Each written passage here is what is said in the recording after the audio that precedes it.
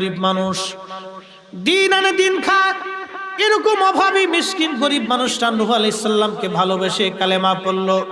সমাজের প্রতাপশালী ধনী ব্যক্তি যারা আছে তারা আর কালেমা পড়লো না। তারা নূহ নবীকে ভর্ৎসনা করতে লাগলো, ও নূহ, তুমি এগুলি কোথা থেকে আনছো, এগুলি আমরা মানি না।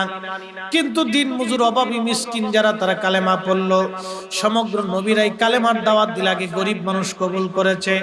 আমার নবীও যেই দিন কালেমার দাওয়াত দিলেন, সর্বপ্রথম গরিব মানুষ আর দাস আর অভাবী মিসকিন শ্রেণীর মানুষরা দিন কবুল করেছিল।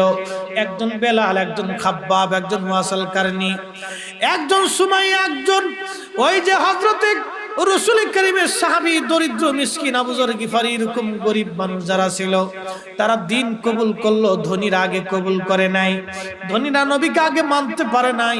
এই জন্য আল্লাহ রাসূল বলতেন, উম্মত, গরিবের মধ্যে তোমরা আমাকে তালাশ করো।